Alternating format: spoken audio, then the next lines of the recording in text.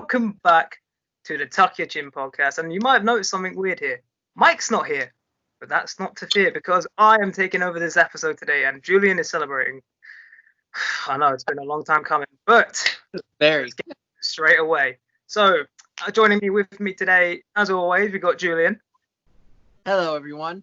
Welcome to the Tuck Your Chin podcast. It's going to be an awesome one. Yes, it is. Then we got, obviously, my main man, Steve. Yep, the plug guy, a.k.a. the sickest mofo alive, the fastest rising podcast, back at it. Follow us on our socials, which we will say at the end. Listen to us on Apple Podcasts, Spotify, SoundCloud, and YouTube. Now, get ready for a banging episode. Exactly. We got my man, Evan. Greetings and gosh dang salutations, ladies and gentlemen, boys and girls, children of all ages. We live in a society, and today we're going to be having a blast. Yeah. And then we also got... Very enthusiastic. Exactly. Then we also have got my favorite person who wears a red shirt from time to time, James.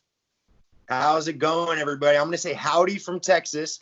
And I'm going to say I am honored to be a part of the call. This is going to be a great episode, and we are here to entertain and have some fun. Yes, we are. And now, this is a special one for me personally, because our guest today is somebody that trained me when I was training to wrestle. He's one of the most wonderful human beings you can meet as well in the business, in my opinion. And not only that, he's a cool dude. Hey ho, Mambo himself. Ladies and gentlemen, please welcome Chuck Mambo. Hey, thanks for having me on it, buddy. Hey. Not a problem at all, mate. Like, it's been a long time coming, as we said before we started recording. We first interacted with, we first got to know each other when I did a beginner's course at the Projo, which is now known as Knuckle Locks. So yeah, me and you, right there. Mm-hmm. That's the good stuff. Exactly. Dirty railway arch. Do you know what? I always remember ring and a wet floor. I love it. That's what you lived for. I was only 15 years old at the time, so that's what you lived for at the end of the day, in my opinion. But Absolutely. Right, let's get into it straight away, guys. So I'm going to ask the first question, then we're going to go around the table like we normally do on these episodes. Oh, nice. Right. Here we go. Number one, from me, your favorite, joking. So as we all know, we've had history in the past, but as always, we've got to ask these questions because, it's cliche, but that's what makes it fun. What made you want to become a wrestler? Oh, so I think when I was about 5, my friend... Hey, sorry, before I start that one, James, are you wearing a red shirt? Yes, sir, I am. Hey, that's cool. Actually, this Skype, so I guess it makes sense that he would know that. I can't see anybody, so I thought he just, somehow knew. I can't see you. Can't see you. So, kind of half mind powers. That's pretty cool. Well, can you see him on your screen? Who, James? No, can you see Chuck on your screen? Oh, no, hang on. Oh, Chuck, all of us? You're not on the screen. Sorry, guys. I can see, a microphone stand. That's about it. I think it's fine. I'm sorry if I've broken Sky. I don't think I have. Anyway, that's cool, though. I love red shirts. What was the question? What got me into wrestling? So my friend Dan Alexander, when I was 5, I think our big brothers liked wrestling. It was Rock Austin kind of time for WrestleMania or something like that. Maybe the first round, though. Anyway, my friend knocked on the door and he had a Rock wrestling figure and Owen Hart that he bought from Woolworths. I was like, oh, these seem cool. And then he explained they were wrestlers. And I was like, oh, sick. So I went to Woolworths and got the Mankind and Kane. I don't know if it was a tag team or a feud set. But they were pretty sick. And then we just kind of got into it from there. Went round to Sam Potter's house. And Dan and Sam were a little older than me. So they practiced all the moves on me and stuff. And weirdly, they showed me this video that I'm sure was The Undertaker hiding behind a curtain and running out and beating up Big Show. But you must have invented the memory a bit because it was in a town hall. So it can't have been true. But as well. Yeah, then just kind of kept up with it from there. It would be cool actually because he had Sky. So then on Friday we'd have a sleepover and watch Raw, then wake up and watch SmackDown, and then I think it was like they always change the names, but it was like Superstars and then Velocity or something like that. Oh yeah. So, yeah, it was pretty good. Wow. Yeah. Pretty good little ritual. Oh, tell me about it. That's like exactly how like most people would like just be like they glue onto the TV, and then they see the wrestling, then think, what is that? And then all of a sudden they just hooked on, and then next thing you know, Friday nights you're just sleeping over watching the wrestling under a blanket. Yeah, it's the best, right? We'd watch the wrestling and then not really even watch that much of the wrestling because we had so many wrestling figures. It was pretty spoiled, I guess. But like, and we'd like lay out the card for each other to like do their matches and like all the stipulations. That's all. Oh, that's brilliant. Right, Julian, your turn. Julian, I can see you. Hey. Hello. Hi. So I guess my question, I'm just gonna say, what was it like training Willie here? Oh,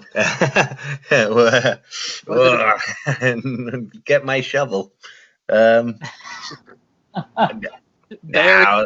I got to be entirely honest. I'm not too strong in the memory department, so but I'm pretty sure I have good memories of it. I think they were. You'd say you took to it pretty well, right? You had the athleticism and whatnot. Oh, thank you very much. The thing is, I was still fat as hell back then as well. So Oh yeah. I was fat as hell, and now I've lost about 7 stone. Oh, a great year stuff, now, so. man. Cool. Oh, right, I Nice. forgot. In the DDPY? UK, people weigh things weirdly with the metric system. Exactly. Forgot about that. Yeah. No, yeah. But the good thing is, if you go to an American gym, you feel real jacked. Double in weight. Yeah. I think it might even be more. It's great. Oh man, but yeah, I'll send you some clips afterwards after we're done here. Oh yeah, that'd be cool to look back on. I'll send you some clips because that's why the inspiration came, because I saw the clips, I was like, oh my god, no way. Awesome, man. How did you lose? Did you say 7 kilos? No, I was back then I was about, for a 15-year-old, I was about 105 kg, something like that for a 15-year-old, which weren't Nice. great. And yeah, it was quite bad. But right, Steep, your turn. Oops, sorry, dude. Oh, sorry. I was just asking how you lost Oh, it. no. Didn't mean to pry or anything like that. Good on you. No, What's your favorite part about being a trainer? A trainer. Well, to be honest, I don't really train people as often anymore. But I think it was always cool just getting to like get people off to a positive start in the business and stuff. Because I mean, there's something romantic, I suppose, about like the old like they beat the shit out of me for 6 hours before they let me know I was in on a work or whatever.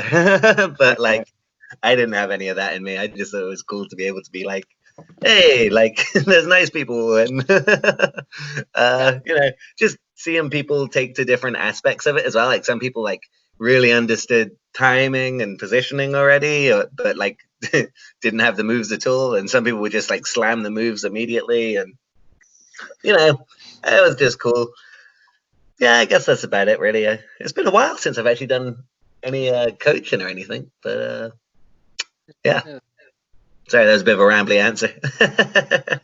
all good. It's all good. Evan. Oh boy, I have a bunch of questions, but nice. I'll start with one. So I saw that you had a absolutely amazing match against Paul Robinson a while back. And out of the like modern hardcore scene, Paul Robinson is a guy that I've been very invested in. What was it like to have a match against him that wasn't actually a hardcore match? Yeah, well, it's interesting. He talks about this quite a lot. Like he's got a reputation for being like super hardcore and deathmatchy, but he hasn't done that many. But the ones that he did were like just insanely good because he's like the toughest man on the planet, I guess. But it was great for me because it was this at the time it was like the biggest wrestling show in England, I think, for like years and years and years. I really, really wanted to be on it, and I think they hadn't announced me or anything, so even when I got to the venue, I wasn't like totally sure. Like I assumed, but you never know really until you're going out there. And then even though, yeah, like you say, he's like a really great deathmatch wrestler, but he's just such a great like classic baddie. He just throws so much energy into like getting the crowd whipped up in his entrance and stuff. So it's the easiest thing ever. We tore it up. Sorry? You two really tore it up. Oh, thank you, man. Yeah, no, I really enjoyed that match. It was just like a classic goody baddie. Just really easy. It was embarrassing though, because I never been on a stage that big at the time, obviously. And I think I missed the entrance because there was a sign, they were like really specific, like good guys go out the right and bad guys go out the left, or something like that. And I went too far right, and I came out and I like looked and I could see the whole stage. I was like, oh shit. Wrong way. So I had to like run into the middle of the entrance. But hey, yeah, no, it was great. I couldn't say enough good things about Paul, man. That's awesome. That just sounds like that sounds like someone's nightmare. That imagine they're ready to go up on the stage, they're ready to make their entrance, and then they make their entrance on the wrong one. The next thing they see is this curtain. Yeah, I don't know. Well, you can get success from putting the hours in, but it doesn't stop you being an idiot. The other thing, it was really weird because like I didn't feel nervous at all, even though it was like the biggest match of my career at that point and stuff. And like I mean, half you would think you'd be nervous because Paul is so great, but the other half, like, he's so great, why would you be nervous? But he was cutting this promo beforehand, and I was like, this is cool. Like, I'm normally a little nervous. And then, like, just as my music hit, like, my arms went numb, and I was like, oh. But fortunately, the crowd was so cool, and, like, yeah, they whip you up, and then you stop being nervous and stuff. So. Yeah, that sounds awesome. James, your turn. Oh, man. All right, Chuck. You know, I did a little bit of research on you, and I looked at your career. First of all, let me kind of tell you a little bit about myself. About 3 years ago, I was training down here in Texas under a promotion called Gulf Coast Wrestling. Real Nice. quick, you know, it was 6-7 months. It was an amazing experience. Like Will said, I felt at home. It felt like I was doing what I had seen as a kid, and I was living up to a dream. Sustained an injury that required surgery. So right now I'm getting recovered. However, I'm looking at your background, and I see that you worked with Combat Zone Wrestling. And what I really want to know is, I understand, you know, from basic wrestling training, you know, taking bumps, learning how to run the ropes, doing drills that will get you prepared for matches. However, how do you take that and adapt to an environment like CZW and, you know, that hardcore type style of wrestling? What did you have any struggles with that mindset, or did you go into that easily? I mean, how was that for you? Oh, well, firstly, I hope you get better, man. I am. I'm glad that wrestling is as exciting as it should be for you. That's great. When I went to CZW, actually, I was training there because I was coming to America anyway to visit some friends, and then they were in the same state, and Drake Younger had been like, oh, go and train with these guys. Like, you might get on some shows. And I wasn't, I mean, not to say I'm very good now, but I wasn't a particularly experienced wrestler or anything like that. But they do, what is it called? Dojo Wars? I think every Wednesday on YouTube. So, like, I got to wrestle some of the guys that I was training with there and stuff. And it wasn't actually any hardcore, matches. And then I did get real lucky. They, like, had a job for me on the iPay-per-view there. But it was basically like a straight wrestling match, and I was just putting the other guy over. So I didn't really have to worry too much about translating anything to a hardcore match. But I did have a wicked match that I loved with Ricky Shane Page at Attack. And that was like a weapons match. I think for some reason it wasn't classified as a death match, but it was like, by the light tubes, I'd say it was pretty close to a death match.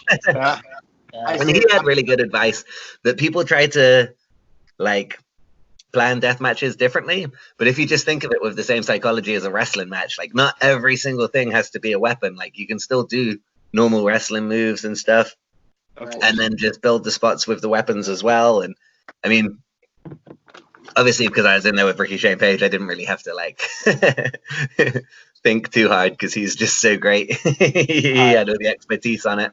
But yeah, I mean, that made sense to me what he was saying about the transition to, like, weaponsy stuff. Yeah. It's a little different, moving from those wrestling, and my thing was always developing a moveset, which is why I asked, that's a major part of what I, want to learn about and develop, of course. So Yeah. weapons scare me. I'm not going to lie.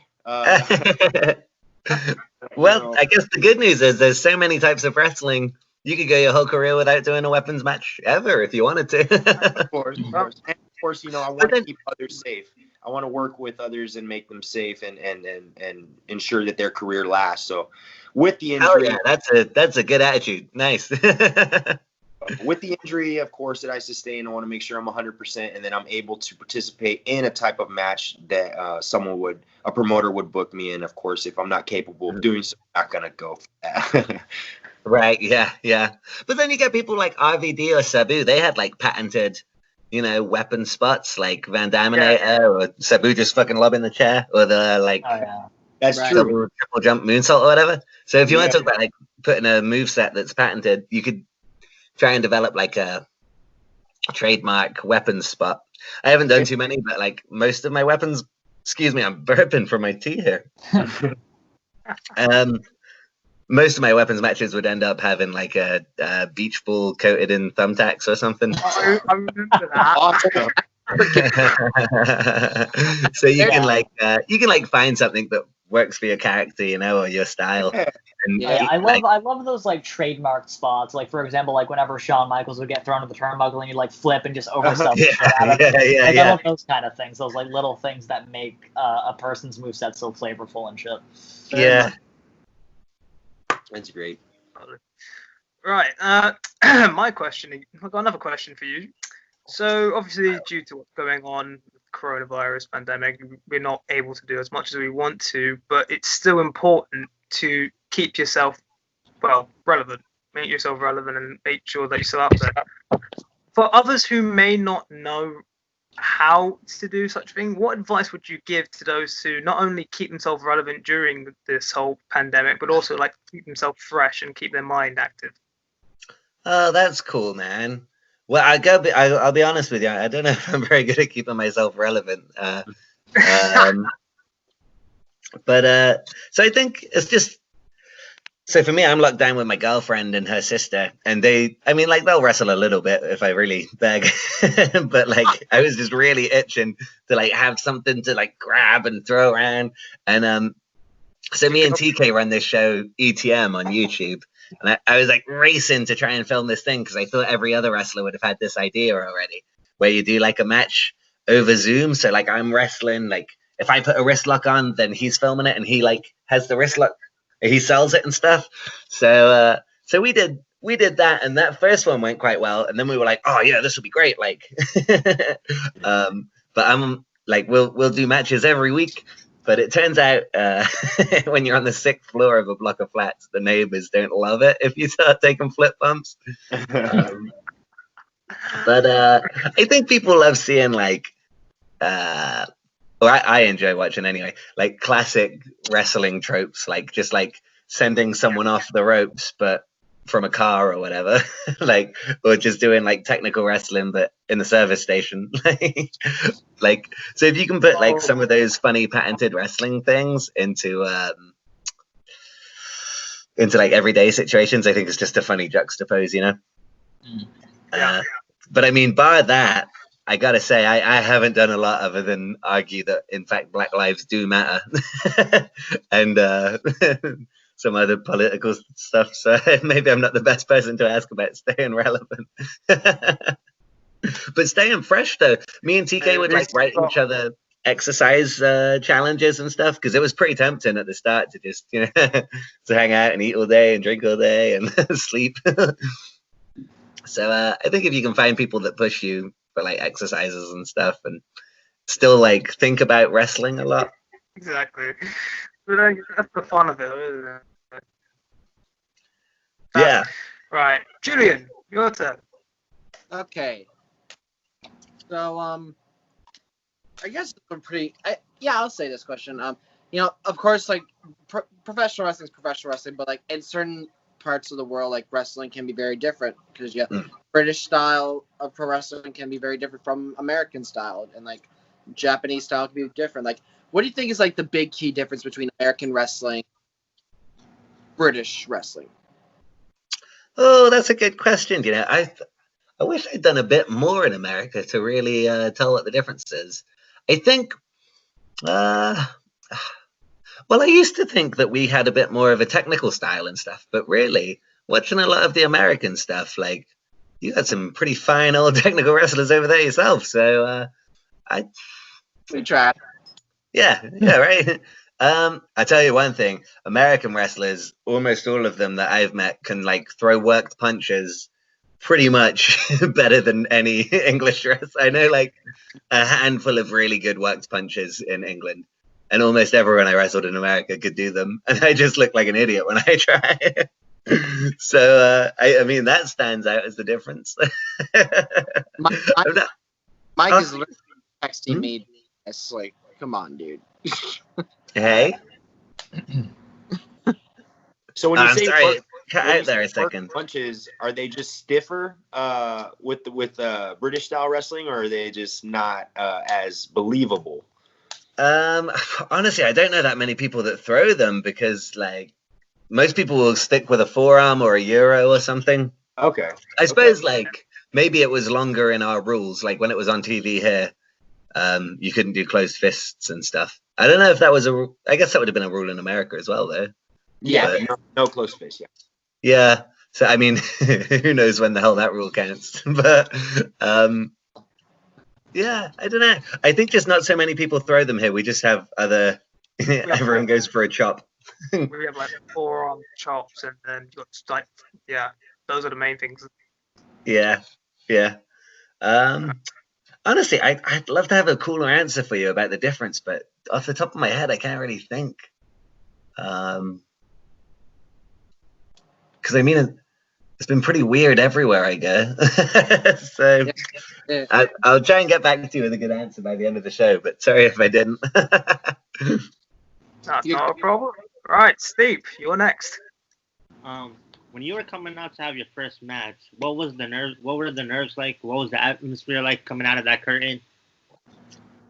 Oh, so I trained quite a bit actually when I was like somewhere around 15, I guess, with a company in Gloucester called Pro Evo, and I did do some matches for them and stuff. But then like when I came back to wrestling when I was 20, I was like, okay, well, you know, I kind of sucked before, so I'll start again from scratch. So my actual first match was in where was it? I was in a town hall in Quedgeley, and I think I was in a tag match against my trainers. So I was like nervous, but it was like 80 people. It was a trainee show. All the fans were kind of friends and family and stuff. So it was pretty safe environment. I was mostly just excited, especially I think when you're 15, like maybe you're too dumb to be nervous or afraid. I was mostly just excited. And then I really can't remember the feeling for my first Progress match. I just remember that the fans were it was welcoming. It was like a Progress trainee show called Endeavour One. I was in this cool pub that had like a circular back room with a circular balcony, and the fans Excuse me? Was it the Ali Pali? What was that? Oh no, it was called what was it called? The Bedford, I think, in Balham. Yeah, I'm thinking of the other ones. Yeah, maybe.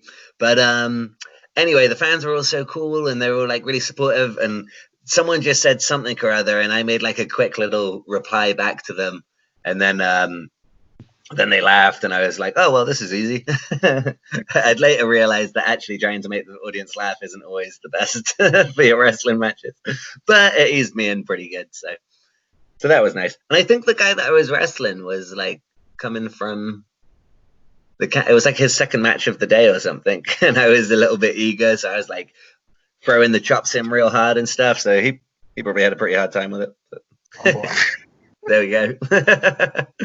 Wow. I'm just imagining that right now in my head. The chops after he's had 2 matches already. Jeez Christ. Right. Evan, your turn. Oh boy. All right. Who is one wrestler, past or present, deceased or living? Honestly, any of those.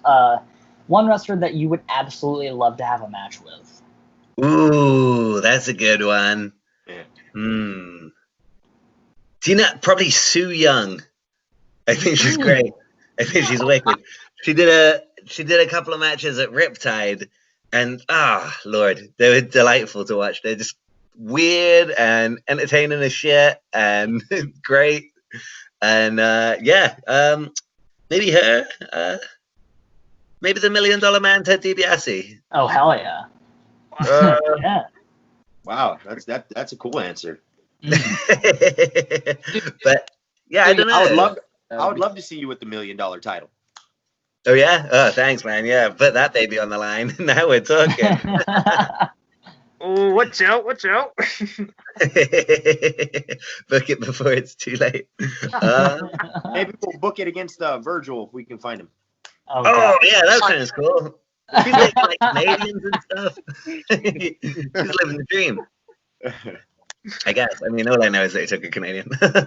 But I mean, yeah, I never really think enough about who, like a dream match from the past or anything like that. Yeah. Like I know, obviously, as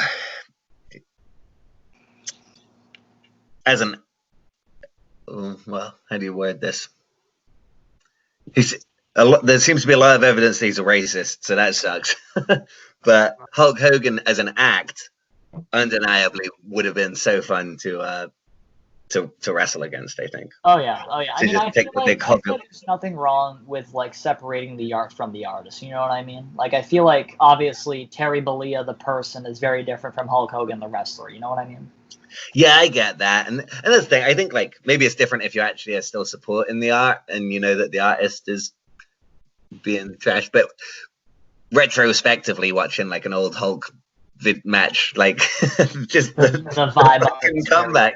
Could you imagine how fun it would be to take the comeback? God, like, just imagine that. He hulks up. You're like, what the hell? What the hell? You throw the We better punch him again. I love it. Now I punch him. He blocks it. Boom, boom. Big boot, leg drop, done. Yeah. On the other hand, imagine wrestling like Shawn Michaels or something. That would be pretty fucking crazy. That would be my, not being funny, that would be my ultimate dream match. Like, oh my god, I'd love to do that, but good. That man's in my top 5 of all time. He's one of the best. Yeah, no doubt about it. No doubt about it. Well, Mr. Perfect, he looks like another one that would be fun just because it would be like the fun, easy style. May he rest. Although actually, I just wrote down a bucket list the other day. I think there's only 2 wrestling things on there, but one of them, I'd fucking just love me and TK to wrestle the Young Bucks at some point in our careers. That would be like the best. Gonna put that out there into the universe like a little mark. Oh, you're gonna make me want to see that match like properly now. That's gonna be on my mind the entire day now. That's gonna be amazing. Right, James, you're next. Sure, absolutely. So, Chuck, you mentioned earlier at the beginning of the call, it seems that you grew up in kind of the same era of wrestling that I grew up in. The tail end of the middle and tail end of the Attitude Era, where the Austin, 316 had just been revealed. It was about 1998, I believe, or 7. I know at the beginning of the ring, it was either one of those years. And so my question for you, obviously, I'm a Texan. Oh yeah, nice. And my personal, I also heard you mention The Rock, and I also, of course, heard you mention that you would like to work. You would love to work with Shawn Michaels, with Texans. So my question for you is my favorite match of all time is WrestleMania 17, Houston Astrodome main event, The Rock versus Austin. Nice, man. And I wanted to personally know, like, what is your favorite match that you can watch and you just know the spots and you get goosebumps at? I mean, you know the matches that I'm talking about. Which one is your personal favorite of all time? That's a hell of a question, and that's a good call for a favorite match, man. Nice. I watched that back the other day, actually. I have to go with it. I'm from Texas, Austin 316. Hell yeah, Yeah, nice. Dude, that's to be honest, one of my favorite things that I watch, maybe more than wrestling, is just like compilations of Stone Cold coming down and stunning all the referees and stuff.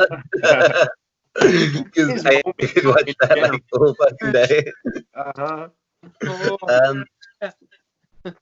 And then I also have like segments that I've watched about a million times, like when Mick Foley does the whole like, I think you know the guy. I think you know him pretty damn well. He takes off his mask and then his Cactus Jack and him and Triple H do the whole fucking brawl around.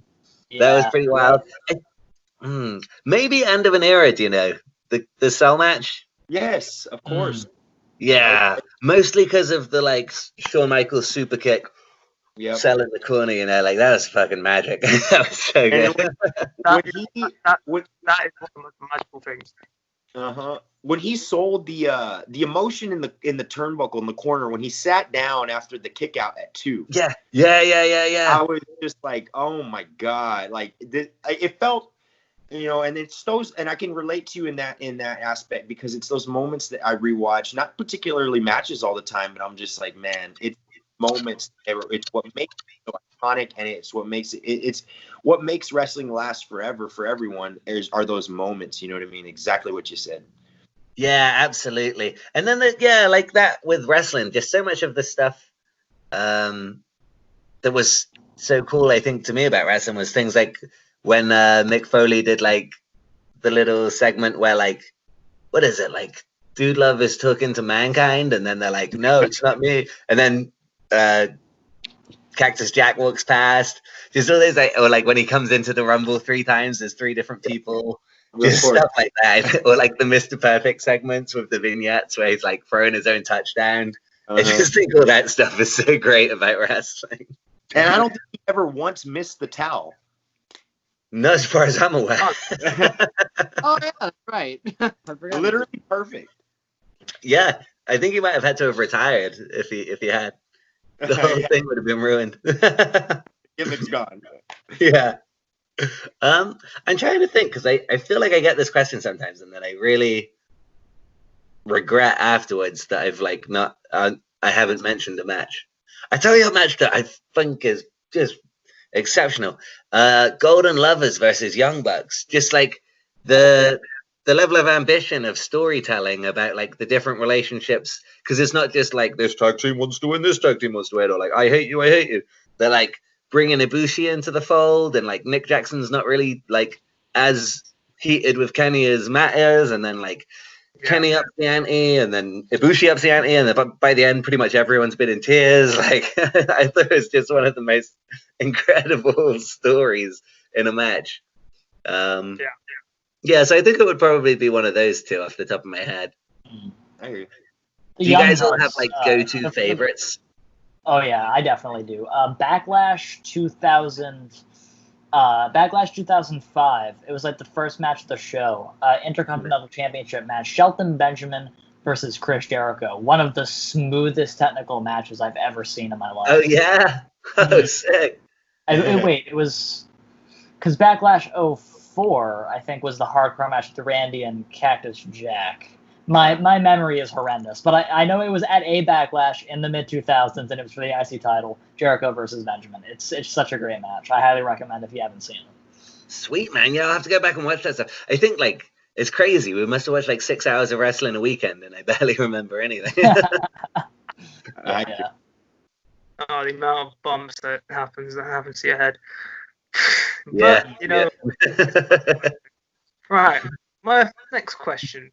So, for some reason, and I don't know why, I don't even know why people even have to argue about this, but just for the sake of everybody, because I've got messages as well, like saying about how, I don't know why, how as long as you can wrestle, the character doesn't matter. Personally, I don't agree with that. I don't agree with that. Yeah, I think both need to be very substantial for each other. Yeah, exactly. And so with that being said, what is your view on your character? How important is a character to, because you can be great in the ring, you can be fantastic in the ring, but if your character sucks, then who's going to pay attention? How important is a character?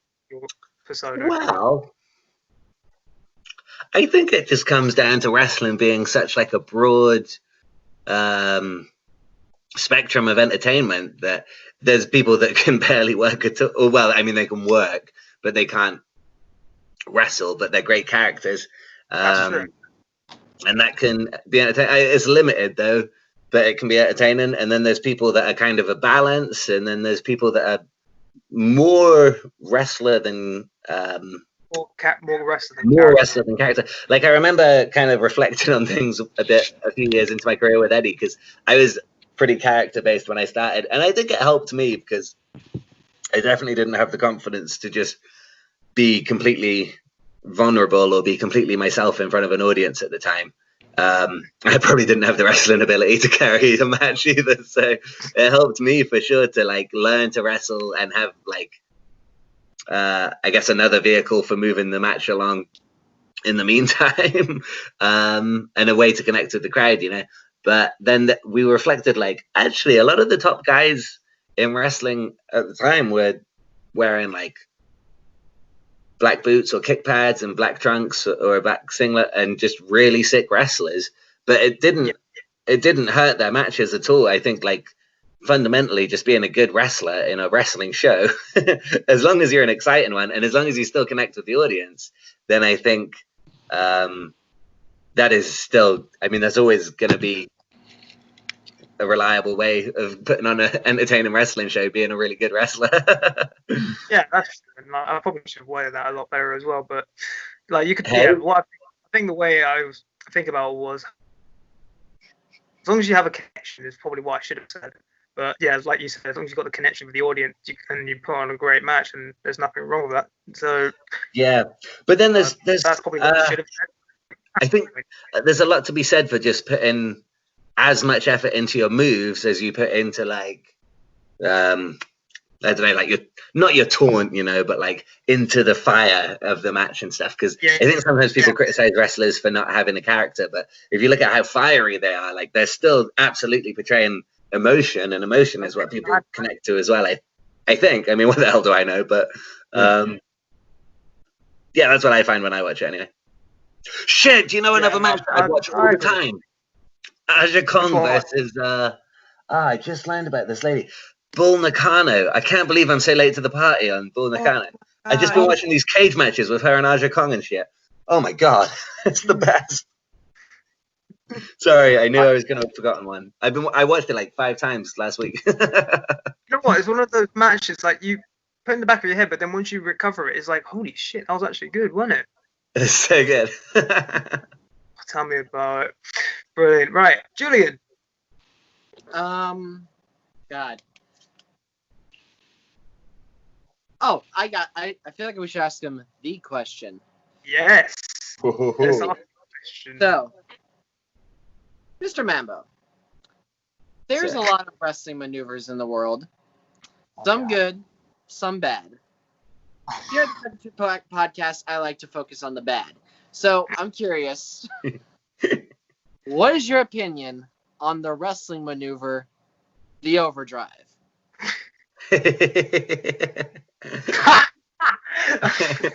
I don't get why it gets so much shit, to be honest. I've taken it a couple times in a match. I thought it was fine. But I'll be honest, that maybe I've got the wrong idea. Maybe I'm thinking of the wrong move. Let me look it up on my phone a second. Do you remember the one where when MVP used to put his leg over the opponent's neck, then they just drive his knee down with their arm? Yeah, it basically hurting your own knee. Oh, yeah, no, I can't see why that doesn't work, really. I didn't really know what was going on when I took it. Overdriver MVP. MVP. Oh, no, now I'm getting Tesla and stuff. Tesla. MVP Wrestling. Overdrive. Like, for some people, the overdrive is the worst move of all. Oh, look, we got cool music. Can you hear that? Yeah, Finisher compilation. MVP. I want that. Coming. Oh. I'm coming. Well, it's all right. I guess sometimes I do remember thinking, like when I was still a teenager, it's good to be creative and stuff, but eventually, I don't know, it needs to be good and creative. Because do you remember at a certain point, like all the taunts looked like they'd all been used already, like, and people were coming up with just like "Woo, this is my taunt because I have to have a taunt." It was like whatever it was, just seemed to say like scraping the bottom of the barrel. Although here we are, like over 10 years later, and there's been a bunch of new taunts. So I mean, I guess. Yeah, like, you know what, as well, like, my favourite taunt, like, sorry to wind away from the thing, but just a quick thought, what is your favourite taunt? I mean, it's pretty mainstream, but it's probably between the suck it or the too sweet me. Like, yeah.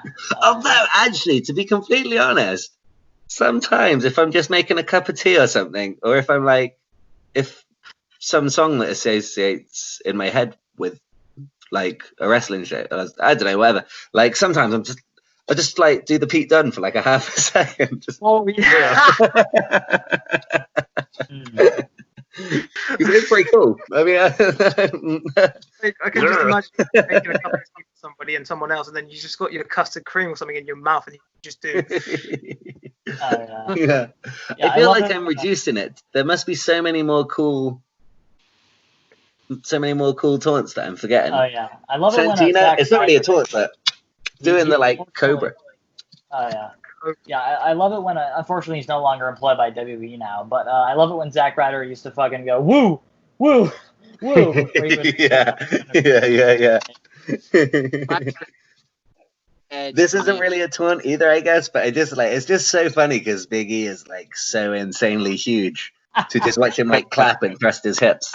Yeah. It's great. Okay, I'm just glad that I'm not only one that does these things around my household. Now I feel okay with the fact that I do these things, and I'm gonna be sure to tell my wife after this call that there's others out there like me. Absolutely, man. I think we all do. We're just different levels of honest about it. You know how many people I've told it in my life? I mean, I grew up in the 90s. How could I not tell people to suck it? Yeah, dude, yeah. I remember someone telling me that it was like a reference to a dick, and I was like, "You're crazy," because I was like 8 years old or something. I was like, "Why would it be about that? It's just saying suck it." I got trouble in elementary school for doing that thing, man. Oh, so did I. I remember one time I got sent to the office for doing it, and my principal. Nobody ever specified whatever they were telling people to suck. No one ever specified it. Exactly. Yeah. I remember as a kid, I sat down. My principal was like, "So, Evan, I received a report that you pointed to your genitals in front of somebody." I'm like, "What? What are you talking about?" And this is when I was a kid and I was naive and stupid. And now I realize what it actually meant. And then they sent me home, and my mom was like, "What the hell did you do?" I'm like, I did the X thing. Man. I was just being DX. Oh no. Were you still allowed to watch wrestling? By some miracle, yes. Yeah. Wow. You know what? Good parenting. I support that. Yeah, that's great. You know what's like? The Rock is obviously so charismatic and stuff that he got it over, but like on paper, just raising an eyebrow and calling it the people's eyebrow is the lamest thing ever. Oh yeah, I went all for him. Like, no, you're good when you can raise an eyebrow and get it over. Yeah. It takes a lot of talent. Yeah, I love it when wrestlers take like the most ridiculous shit or the most mundane stuff and just makes it over. Like, take example, like the Hurricane. He was given the goofiest gimmick of all time, but he made it work, and the crowd fell in love with him. I love the Hurricane. Yeah. Stand back. Exactly, man. Right. Big pops as well when they'd like try and double choke slam the Brothers of Destruction and stuff. Oh yeah. But it really was exciting to watch. Exactly. Funny.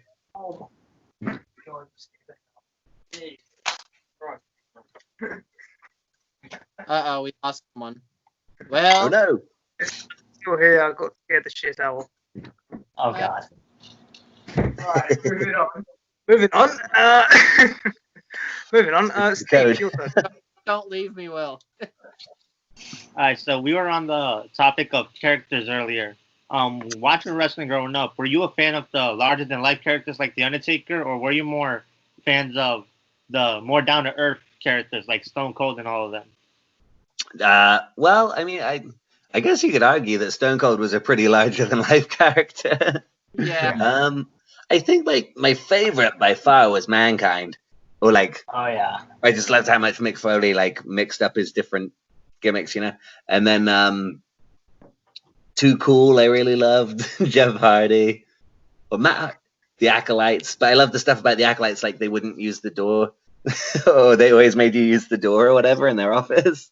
So and then like Hogan, obviously. So I guess it was the larger than life ones that appealed to me, to be honest. I think, which is strange because now like, well, no, it's not strange. Now I just love all of it. It's not like I stopped loving. Yeah, no, yeah, I think more the larger than life one. How about you guys? You know what? I would agree. Personally, my favorite wrestler of all time is Roddy Piper. Nice. Yes. Character was literally him in real life. That is literally like, I just fell in love with it, and I just like, you know, thought it was the coolest thing ever that this guy, supposedly from Scotland, from the UK, just absolute shithousery on everyone. And I just found that the coolest thing ever. Yeah, fair enough. I guess like, larger than life. He was larger than life. Let's be honest. Yeah, it's strange as well because you don't know that it's larger than life because you have no like context for life when you're a child. Yeah. Yeah. I think that's an excellent statement that you made because, you know, the larger than life characters, of course, are going to appeal to even the casual viewers. However, you know, when I started working in a ring and taking bumps was when I started really analyzing things and saying, hey, maybe these cruiserweights and all these other matches, like this is not easy. It is not simple to do. And I appreciate every single person that is able to have a successful match and walk out of there safely. And it completely changed my mindset on every type of talent that goes into any promotion. So for me, it's awesome, man. Yeah, cool. It took growing, like you said. I mean, I was younger whenever I was introduced to wrestling. I was like 6 or 7. And, at that time, you really and at that point, there wasn't the internet to fill us in on, the inner workings of things. So it wasn't great podcasts like Tuck Your Chin podcast. Thank you. I'll slip you the tenner. I'll slip you the tenner after the show. Your $10 is in the mail. Sorry, you were saying. I didn't mean to interrupt you. No, you're fine. No, I mean it projects. Honestly, you know, I brought my wife into the world of wrestling 3 years ago, and I met her, and she had no idea what it was, and now she appreciates it for like a dance or an art almost. And it's really cool to have a support system going into it as talent. Not only that, but a fan also. I mean, but it took, like you said, I mean, growing a little bit and understanding the world in general in order to relate to those minor characters and that sense of belief in their work. For sure. Yeah. And then you can understand a bit more like a character like Daniel Bryan, who like, I mean, ironically, is actually one of the most charismatic people, I think, but like just a lot more humble and modest, I guess. Out of my top 5, Daniel Bryan is my number 1 favorite of all time. Out of my top 5. Yeah, that's a good first. Totally, and like, everything you said that was 100% true. 100% true. Right, Evan, your turn. Right. So on the subject of characters and wrestlers, there's another guy who's in my top 5 of all time. CM Punk. Personally, CM Punk. I mean, his wrestling capabilities aside, he actually made a pretty big impact on me as a person at a young age. When I was a young kid, I was kind of shy, you know. I wasn't really like that passionate about my beliefs, I guess. And then I was watching. I was still a wrestling fan back then. I just turned 18 recently. I've been a wrestling fan ever since I was younger. Cool. And I remember, like, here comes this guy with the slick back hair and the tattoos and the piercings and shit. And then he just comes in and he grabs a microphone and he just says whatever he wants. And as a kid, like, that was a big deal to me. I'm like, holy shit, I've never seen somebody with this amount of brutal honesty. And CM Punk inspired me a lot to speak out and be passionate about your beliefs. And if you believe in something enough and if you're dedicated, then speak up about it. And if someone speaks against it, then tell them to go fuck themselves. And I resonate with that a lot now. So, very cool, man. Oh, yeah. So the question that I have for you is, like, you know, in like a way that CM Punk with his character made an impact on me, what's a wrestler in your life that made an impact on you as a person? Oh, that's really cool. Let's have a little think there. I think it's not. I mean, he does work for the WWE now, but Eddie Dennis has been like training me since quite early on when I started at Progress. We bumped into each other, and we just kind of like are on a real similar wavelength. And he's like, a lot of the wrestling style that I came to love came from Eddie's way of like wrestling. Like, I was watching him. I think he was like my first favorite indie Brit wrestler, you know? And then his ethos around wrestling, and we just have like similar life ethoses as well. So being able to do something, because wrestling is like a really, really hard business to break into and everything, you know, and whatnot. So like, it was cool to be able to see people like Eddie, and then, I mean, I became involved with like Attack and stuff. So not just Eddie, but like that whole community of like DIY people that still do it ethically and still like just still being a good person whilst pursuing this really hard career choice. It was cool to see, like, as you say, someone who like speaks to your values that is already doing it, and it makes it feel more achievable, you know. Yeah, like, couldn't have put it better there, in my opinion. That is pretty much the main thing there. And it's like, you know what? I remember I met Eddie Dennis once. Cool. I met Eddie Dennis once before. It was at one of the what was it called? That was one of those like projo shows that we used to do. And nice. Generally one of the nicest guys I've ever met. He's tall as fuck. Don't get me wrong. Yeah. Jesus, he was a lovely man. Like, generally. Cool, man. Yeah. If you guys ever get a chance to meet him, that's like Julian, Steep, etc., etc. Trust me. Oh my God, he's like a gentle giant. Well, unless you piss him off in the ring. Unless you piss him off in the ring, exactly. Then he's a different person. But it's all good. Right, James, your turn. Sure, absolutely. All right, Chuck, I'm really interested in this due to the current events that are going on across the world, really. And of course, we're not going to delve into that. But professionally, you know, I am a strength coach, and I'm interested in. So, of course, a big part of wrestling, I know, is of cardio. You got to have your wind. Of course, you got to be in some type of physical shape. Now, I know wrestling has changed over the years, and the focus, like you said, you know, with someone like Daniel Bryan, the focus has transitioned from big behemoths to more, I guess, relatable characters in terms of size, build, and overall athleticism, such as, you know, Finn Balor, Daniel Bryan, you know, Kalisto. So my question to you as a professional is, right now during these current times, due to the you know, with COVID-19, how are you keeping yourself in physical shape and be just staying prepared for your next endeavor, whatever it may be in the world of professional wrestling, in terms of your physical shape? What are you doing right now to overcome the current events? Yeah. There's been a couple of cool things I got to do, actually. For a while, I was doing like a deck of cards every morning with my friend over like Zoom or whatever you call it. Mm-hmm. In the morning, and then it's like Monday, Tuesday, Wednesday, Friday. Do you know Cara Noir? Yeah.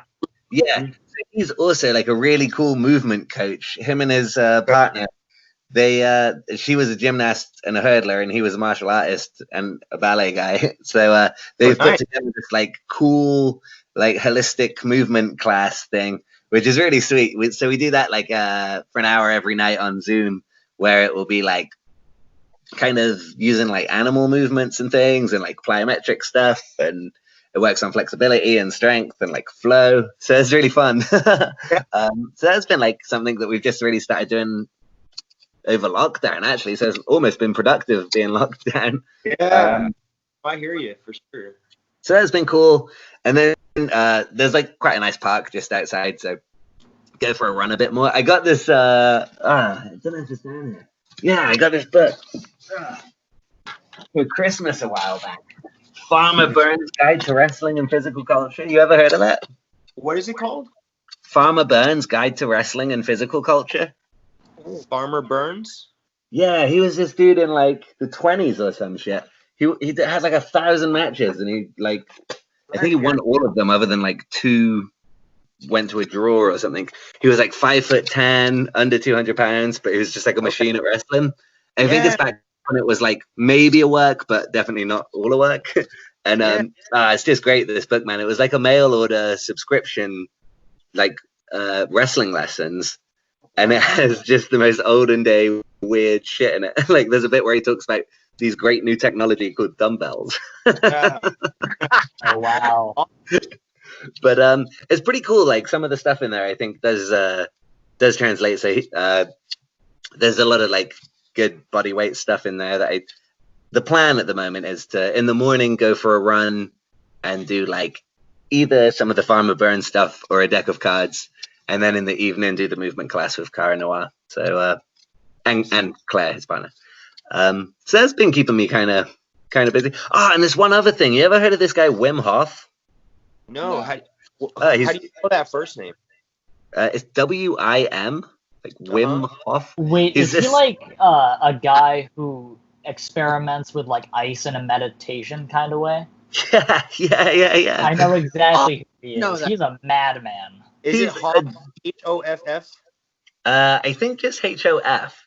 HOF. Okay, I'm gonna check that out. That's it. So what is that, Evan? You know about this? Yeah, he's a madman. He's like some kind of he's like a genius in regards to like meditation and stuff. And Gwyneth Paltrow, she's the actress, of course. She has like her weird Netflix show where she has her own company called Goop, and she releases like these weird products. It's hard to explain, but nonetheless, I know about the guy because one of my favorite YouTubers made a video making fun of Gwyneth Paltrow and her company. He showed up and like did this weird experiment where he spends a lot of time in like freezing cold temperatures and he just meditates, and it's really weird. He's a really interesting character. He's like from Iceland or something, from some weird country. Yeah, I think he's from the Netherlands. I could be wrong, but no, he's super cool. His story is quite interesting. That he was kind of like soul searching and stuff, and he was just drawn to some ice cold water. But the theory is that with like focused breathing exercises, you can set your mind so that you have like a cold shower for say 2-3 minutes or whatever, but that stimulates your immune system and it clears up your circulation and stuff. So you can actually reduce your heartbeat, just have a healthier heart, basically, like reduce your beats per minute for a resting heart rate by like 10 or 15 beats or something like that. So it sounds a bit stupid. It doesn't sound like it would be the number one way to get ready for wrestling, but these cold showers and breathing exercises, they brought my heartbeat down like to 55 beats per minute. So I'm enjoying it. That's a good rest. Something must be working. Yeah, I guess. I hope. Just don't hope it just like goes all the way down all of a sudden. Yeah, well, there is always that. Yeah. You seem to be doing the right thing. That's the main thing. Right, we're gonna go final round. Final round. Oh, cool. Will be, if I can remember what it was, because I just had it in my head. Oh yeah, that's right. So I want to know, for those who may not, right, because well, I don't want to use certain words, but let's just say that some people, well, let's say they're not really comfortable when it comes to like talking on the microphone or like giving a promo. So Sure. what advice would you give to upcoming wrestlers, like when I was training and when back there, for those who may have ever had a chance to like speak in a promo or like express themselves? What advice would you give to those who want to try and, become more comfortable on the mic and try and express themselves? I think just to remember that it's like anything else, that like you just have to practice it. Like view your promo muscles like any other muscle. You just have to practice them and train them and try stuff out. I have this stupid weird voice where God knows, sounds like I'm putting on some weird Australian accent or something. So I didn't particularly want to talk for a while, but I think I filmed myself for like 30 seconds every day for like a month or so, just to get used to doing it. And you get used to it and it becomes less and less. But weirdly, actually, like the fear of being caught filming yourself doing a promo in your bathroom, like, I don't know, that was more nerve-wracking to me than doing it in front of an audience. But sorry to interrupt, but guilty as pleasure, that has actually happened to me before. Well, good on you. You're a real wrestling fan then. Yeah. Oh my God, it was the most embarrassing thing I've ever done in my life. Yeah, it's killer, isn't it? I was just in the bathroom doing something similar to Roddy Piper, because that's how I do my talking, similar to him.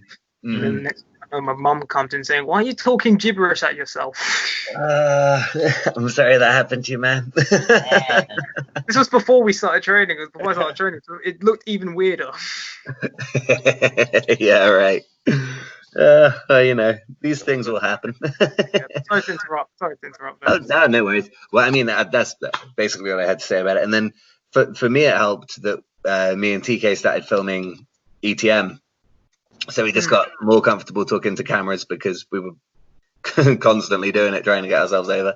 But then the other thing is, if you have an audience there, I find anyway, like all of the energy that you get from the audience and like the positive feedback for what you say really does help quite a lot. So it can be harder doing it by yourself. But if you get comfortable doing it by yourself, then you're halfway there at least. And if you're like already in a training school or something, then send it to your coaches or other people that you train with. Get feedback on it.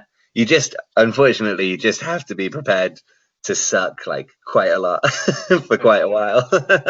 Or you might take to it like a duck to water. You never know. But certainly in my case, you just have to be ready for a lot of brutal criticism. But it's all constructive. It's not like people being like, "You're shit." It's like, you could have done this different, or you could do, and find the people that are good at promos and ask them for their advice. You wouldn't want to get like someone who's dry as well on the mic. Hey. You wouldn't want to get anyone who's like proper dry on the mic, if that makes sense. Yeah, well, yeah. Although sometimes people aren't very good at doing them, but they actually do have really insightful advice. So yeah, that is true. You never know. Excuse me, I'm burping all over the place. Hopefully it doesn't. How much have you got? Oh wow, but yeah, I completely agree with that. Right, Julian, your last question. Last question. Oh boy. Ooh. Does it have to be a wrestling one? Not if you don't want it to. Doesn't have to be. Yeah. For me, this is a music question. Oh, cool. Of course, these guys. I'm the big metal head of the group. I love nice. I love metal. I love rock. I love punk. Will's pulling out the guitar. God help us. And I'm curious, like, what kind of music are you into? Because I've been recently trying to get into a bunch of British artists. Like, one of my favorite British artists at the moment is a band called Pulp. And yeah.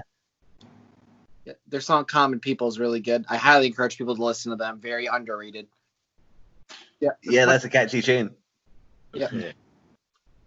So for me, I fucking love Adele. Do you know Adele? Yeah. Oh my god, I fucking love it. Hello, it's me. Can you hear me? Oh, that's not lyrics, is it? I think, yeah, whatever. But anyway, I have this big list on my, what do you call it, Spotify. It's just called Cheese and Chill, because I've come to the realization, I guess, that really, if I don't have, like, when people ask me what kind of music do you like, I still don't have an answer at like 27, so I'm probably not gonna. There's not really any music style that I'm that passionate about, but I just like stuff that makes you feel like mostly really happy or like dancing, but sometimes just really like really sad music I think is pretty cool too. But I guess most of it is like, do they call it like skater punk or whatever, like Alkaline Trio and like pop rock, like Blink-182 and Bad Religion and stuff. But then that's punk. That's more punk rock. Yeah. Okay, cool. And then stuff like I like, what do they call it? Ska punk and stuff, like Real Big Fish and Less Than Jake. I love Less Than Jake. Man, yeah. Here. Yeah, they're great. I love ska punk.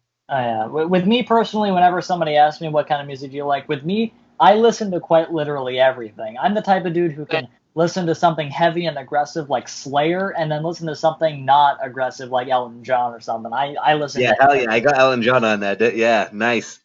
Hell yeah. Yeah. My girlfriend's real pissed because I just keep on putting Meatloaf on every chance I get. Yeah. Oh, brilliant. That's absolutely brilliant. And for me, man, just in addition, cheesy music as well, like the what they call it, the Village People. Yeah. I think they're fucking exceptional. The amount of energy they put into their performances as well, man. Especially the cowboy, he like goes for it every time. Man, that's the first actually on this podcast. We've never talked about the Village People or disco in general. Oh man, disco's the stuff. It's the business. I love it. Yeah. Rah, Rasputin. Yeah. Yes, that kind of stuff. Yeah. Tina. Yeah. Oh. Sing along with Julian, coming soon to YouTube. Next, Steve, you're next. Oh God. If you were to transition into another role in wrestling, what would it be? Ooh.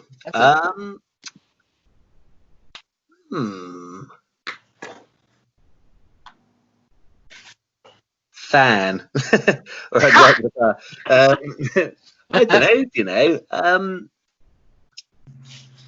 it would be kind of cool, I guess, to be able to be like like an in-ring personality. And I guess maybe I'm being really ignorant here, but I guess there's not that many managers anymore in wrestling. So it might be cool to be able to just be something like that, if I couldn't wrestle anymore. That'd be cool. I'm not particularly interested in trying to run a show or anything like that. It seems stressful as fuck. But getting to maybe just be like, one of those big like character manager type things, that could be pretty fun. Like a Bobby the Brain or something like that. Bobby the Brain, yeah, now we're talking. Yeah, something like that. I'd love that. And then just like always eat shit at the end of the match just before the finish. Oh,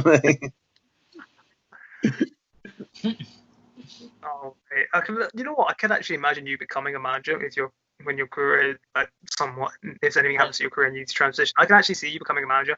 That'd be amazing. Thanks, dude. I'll take that. I'd love to see that too. Oh shit, no. The in-ring announcer guy, like, in the corner to my left. Except I don't have the voice for it. In the corner to my left.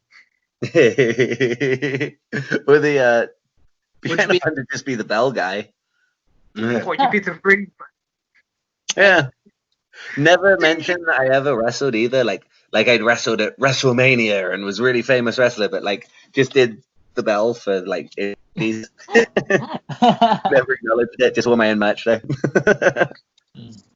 Well, I can't even have anything for that. That's actually hilarious. Yeah. Actually, my friend are writing a script. Well, actually, I think he's already written it. But it's about a guy who gets fired from ring announcing, but like he can't really like acclimatize back to real society. Like he gets a job in Argos, just being like, "Can number 262 please come to the ring?" That's And fucking he like gets a job in an airport, and he like then the airport pilots will start wearing like jean shorts and stuff. Oh my If god. if that ever actually gets made into a film, shut up and take my fucking money. I love it. I'm glad you feel that way because it's open. This actually happens. We're pro English. Sponsored by the podcast. Yeah, I would love that. I would love that. Oh god, but yeah. Oh yeah, Evan, it's your turn now. Your last question. Before I ask my last question, in case you were wondering, because I mentioned that I have a top 5 favorite wrestlers of all time, but I didn't even list them off for you, in case you were curious. My top 5 of all time is Daniel Bryan, Shawn Michaels, Chris Jericho, CM Punk, and AJ Gosh Dang Styles. That's a good top 5. You actually remembered. Holy shit. I know. I tried to mention them like last time, and just for some reason I wasn't all there for some reason. But Brian. It happened. Oh yeah. Yeah, for some reason, yeah. But nonetheless, I'll have my last question be a somewhat big-ish one.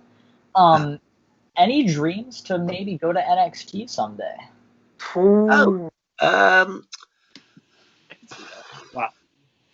I mean, yeah, maybe, yeah. Yeah. Sounds good. Hey. Like USA or UK? Like. Oh right, yeah. Well, to be honest with you, like for a long time, my big goal has just been to be able to make a good living out of wrestling. So if that's on the Indies or NXT or between you and me, ideally, me and TK are AEW. But it would all be great. Like, yeah, I'd love to see Japan and Mexico as well. So, ooh, hell yeah. Yeah, I think I would love. I mean, obviously, we all grow up dreaming of wrestling at WWE, so it'd be great if it could happen. But in the meantime, I'm having a blast. Or I was having a blast until the lockdown happened. Like, what about like Ring of Honor or something, or or Impact or something like that? Yeah, that would be sick. Yeah, I'm less familiar with Ring of Honor, but I mean, like, obviously, it looks like they're still smashing it. But Impact, I was at around about this time last year. Actually, I got to do 1 or 2 matches there whilst I was over, so that was really fun, and like it was a great atmosphere and stuff. So, yeah, pretty much my rule of thumb for life right now is just enjoy it all, and don't worry too much about the future. So you know, any of those goals would be ace, but right now it's just fun wrestling. Yeah. Oh yeah. Yeah, I think that's the main thing as well. As long as you can sustain some natural income, then that's definitely the main thing. Yeah. And thank you to all the fans who are listening for supporting indie wrestling podcasts and indie wrestlers. There we go. He said it for himself. James, your final question. Absolutely. And this one, Chuck, I'm honored, of course, to have this discussion with you. I learned a lot, and you seem like an awesome person, and I'm really glad to have interacted with you. But and you guys are real cool too. Thank you. The question is, with that being said, and with having this interaction with you, when it comes to your character in ring, when the lights go on and the music hits, how much of an extension of your actual self is your character? And do you feel like you were pressured at first to be someone that you didn't feel like you were organically, or did you approach it in an organic way and feel comfortable right away? I mean, how was that for you? Because for me personally, it's the most difficult part of the whole thing. Sure. Is like we mentioned earlier, having a character, not just having a excellent moveset. What was the process like for you? Really, is what I'm interested in. So I think it can go either way, really, can it? Because there's some characters, like one of my favorite wrestlers in the country here is Los Santos Federales Jr. I don't know if you know him, but he's just so funny. He's like a fake Mexican anti-fun policeman, which is like not at all really relatable or like real or anything like that, which is like what is kind of the done thing today, is to be like real and relatable and stuff. but the reaction he gets and like the reaction he makes me feel when I watch him, I'm like, shit, yes. So like it's tempting to say that I think fans respond to like authenticness, but also if you get the character right, but even then, like, even though he's obviously not really a policeman or whatever, he's still like putting his heart and soul into like this character, and he's like honed it so well. So I think when you find something that you can like really throw yourself into, like, so it helps, I guess, if you have a character based on something that resonates with you, you know. Like when I got to Progress, I'd been wrestling under a different name before when I was in Gloucester, but then I had said to Jim Smallman, like, hey man, like, I don't really know, like, I don't know what to do or be. And he was like, I imagine you own a surfboard. And I was like, I do. And he was like, maybe just start from there. So to start with, I was like a little, like, I did play up to it quite a lot, like being the surfer guy, and it was like maybe a little bit contrived, but it did give me the chance in matches to just kind of react how I react, because the character was like me kind of channeling a bit of Bill and Ted or whatever, which is kind of what I modeled my life on anyway.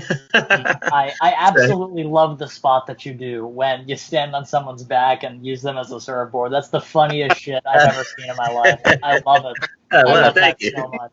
Kind of a dick move when you think about it, but yeah. Thank you.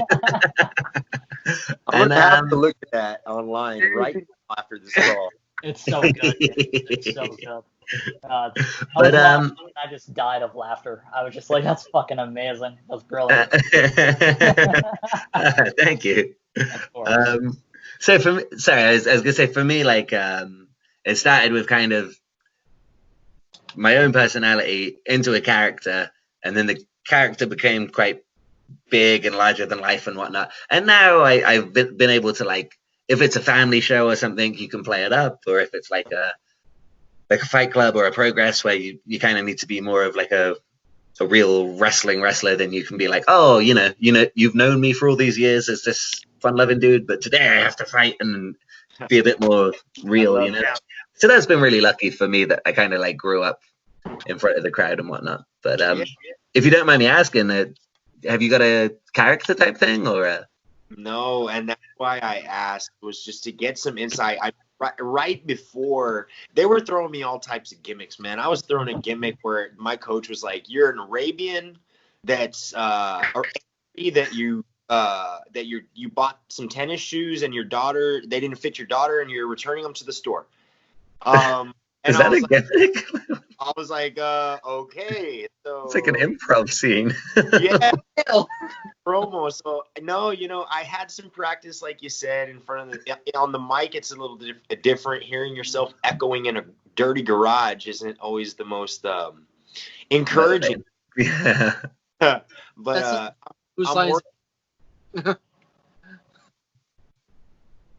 that's something that I have to develop, I think, with time. So getting your insight, I really do appreciate that. Thank you. I'm glad, man.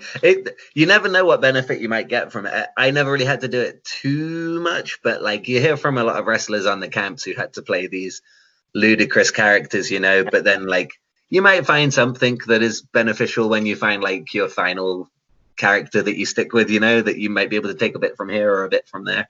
So you never know.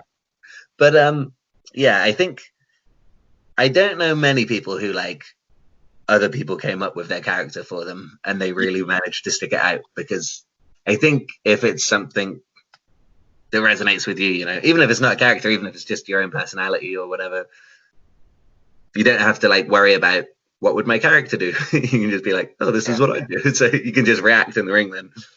Of course. Yeah. So good luck with it, man, as well. Yeah. Thank you. Yeah, and like exactly 100% what you said there, and I feel like everyone here can definitely learn something from that as well. Oh, great! Well, that's even better. Nice. There you go. Right. So before we move on to the second and final segment, which is the turnover, which I'll explain in a minute, before we get onto that, I just want Steve and Julian to show their shirts to the camera real quick. Ah, okay. I'm very sorry, I cannot see the camera. I'll press this button and see how that works. Once you can see it, you can see the official Tuck window Chin float. we have, ladies and gentlemen, we have merch coming real soon, and the store will be open very, very soon as well. So if you're a fan of the show and want to support us, this is the best way you can do it. Purchase a shirt, and always remember that you'll be part of Tuck Your Chin family. Yes. Unfortunately, I have yet to get my Tuck Your Chin podcast shirt, but because the United States Postal Service is complete ass, I haven't gotten mine just yet. So. Oh, I'm sorry, dude. Shirt or else. Here. I'm getting mine soon. I'll probably hear tomorrow. I have no idea, but fingers crossed. Right, let's get on to the turnover. So, as you know, we normally ask the questions here. However, on the Tuck Your Chin podcast, we give our guests the opportunity to ask some of the cast if they've got any questions, whether that be, okay, what would you guys like to see in the future? How would I improve that? Whatever it may be. The turnover is your chance to ask. Let's say we're representing the fans. What would you like to see from us? So, all right, cool. So I got one for each of you. Even one or two. Yeah. All right, cool. This is a question I actually thought up last night before bed. What was my question? Oh yeah, where do you think smells go? What do I think smells good? Where do you think smells go? Like if you did a shit in a bathroom and the door was closed and the window was closed, but you came in the next morning, the smell is gone. Definitely not good, is it? Huh. But you know what? Probably the person who comes in next. Yeah. I just don't get it. I can agree with that. I have no idea what's happening. That's a real thinker. Good God. Yeah. I think I saved. All right, maybe I'll keep it more wrestling related then. I like the smell of fish.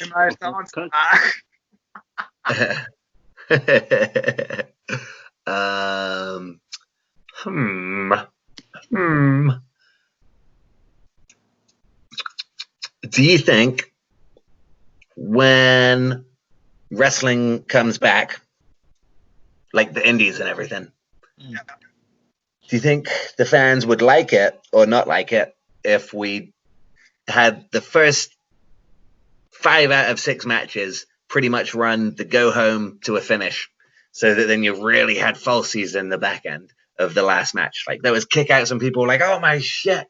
Or do you think that would be like 5 boring matches and then 1 good one? I think it would depend on the participants, but I think that could definitely work out. Yeah. All right. Oh, yeah. Cool. Because I've seen a lot of shows. I mean, here in my home, before the crisis, there with the promotion down here, they were doing a show like every 3 months, and you know, there are times where there are the cards stacked. There's sometimes where talent doesn't show up, things don't go their way, travel, logistics, things of that nature, and but I've seen talent and I've seen promoters adapt really well to either scenario. So like Evan said, I think it just depends. It's, you know, on the scenario, and then it also depends on the environment and what the fans, their expectations are, I guess you can say. But for me, you know, as someone who appreciates every aspect of wrestling, I mean, I'm going to sit down and analyze and enjoy every moment of every show. Once it comes, better believe I'm going to be at those venues. Oh man, yeah, I can't wait. I mean, hey, I just got to be honest about something. Personally, a big dream match for me. Chuck Mambo, right? Hell yeah, versus Linda McMahon. Oh, God. Linda McMahon?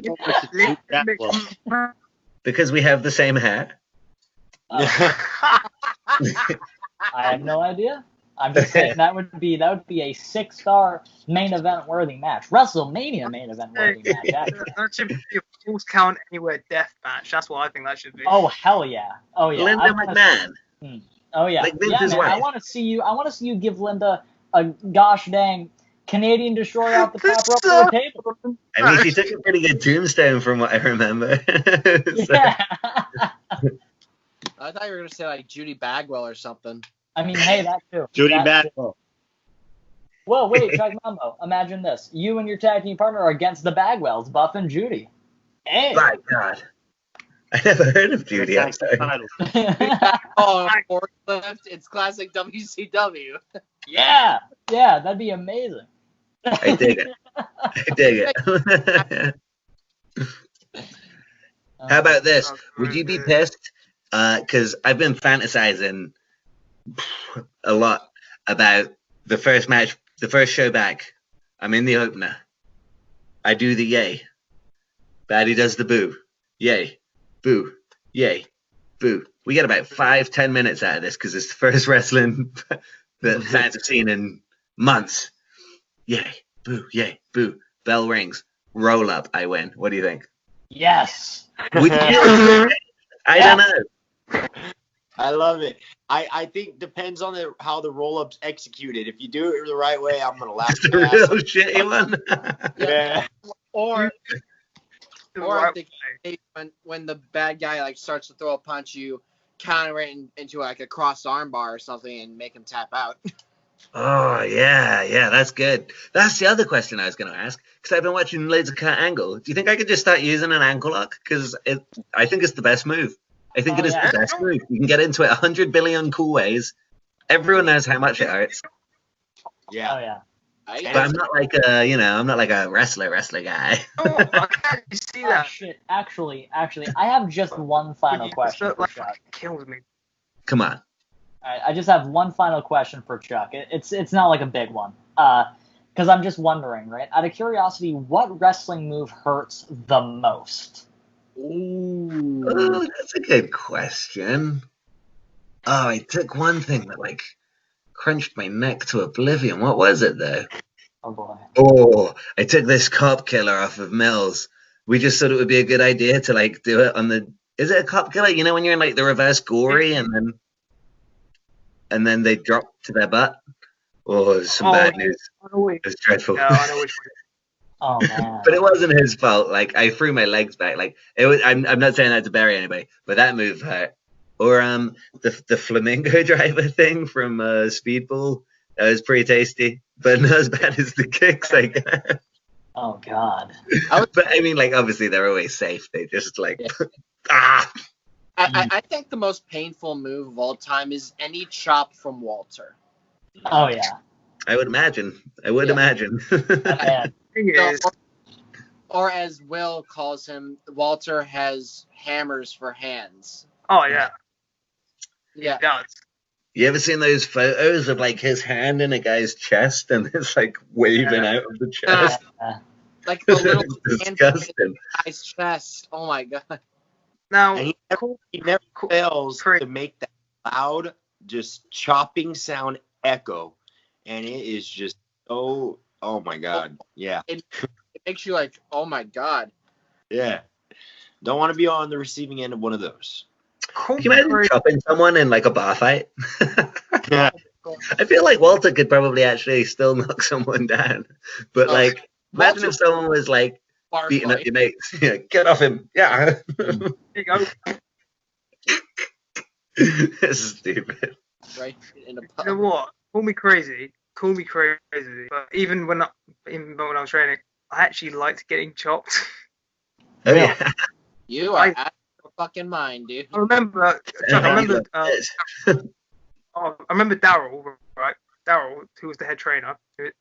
We were doing an exercise and he was watching on. We were chopping each other, and I took a chop from one of the trainees, and I took about 5 or 6, took 5 chops in straight, and I didn't move because that was like I was young. I didn't want to show pain, but it hurt. But at the same time, I actually enjoyed it. And then he went to my mum, who was there. My mum was watching. She was a little bit concerned, which is understandable. But Darren went to my mum, and do you know what she says? He says, "Your son is a fucking animal." I guess you get like a certain buzz from knowing that you're like doing what you love, Yeah, no, I think, and you know what? Like, I've never hidden it. People on the podcast know as well. I want to go back into it. I want to train again. Oh hell yeah, man! Yeah. Because I've regained my athleticism, I've regained my strength. I'm the fittest I've ever been, and I don't see why I can't keep doing it now. Make it happen, dude. Nice. Like, I'm only 19, old, so I've still got plenty of time. You know, Chuck, I actually have a proposition for you. I want you to imagine this for just a second, right? So, imagine if perhaps for like a moniker or some kind of new interesting gimmick you could have, imagine if a nickname that you could have could be like the master of the horizontal mambo. And for those of you who may be unaware, the horizontal mambo is another term for sex. Yeah, I knew that. That's fucking great. Horizontal mambo. Yeah. Yeah, you That's could be like, I would love that. I would cheer you on. oh, I would too. I'd be like, yeah. Wow. Horizontal mambo. He's the master of sex. How could you not want him to win? Dude, you would get over. I tell you what, I'll think about it. I can't make any promises, but I appreciate that. the knowledge Hell yeah. and the thinking. Hell yeah. Oh my god, that's brilliant. That's great, Evan. I had that joke like since You need to be the a part moment that I heard Chuck Mambo's name, I was like, wait a minute, I have to ask him that question. Because He's been on it for an hour and a half now. Oh yeah, because I had a friend of mine who one time referred to sex as the horizontal mambo. I'm like, what the hell is that? And he explained it to me. I'm like, that shit is hilarious. And then the moment I found out, there's a wrestler whose name is Chuck Mambo, I'm like, I gotta, you know. It's funny you should say that, because the reason I called myself no. Oh boy. It's The reason why, yeah. because I am a master of the. Oh, yeah. No. Oh, that's brilliant. Right, we are coming up to the end now. So before we say our goodbyes, what we're going to do, as always, do our individual outros. So we're going to start with Julian.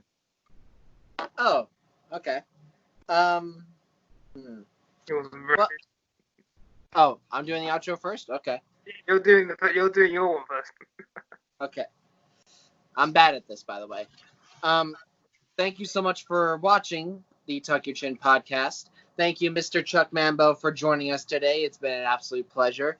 And yeah, keep watching, subscribe to us, listen to all of our podcasts on whichever platform you have, YouTube, Spotify, Apple, wherever the fuck else is. Illegally downloaded. Legally download, illegally download it.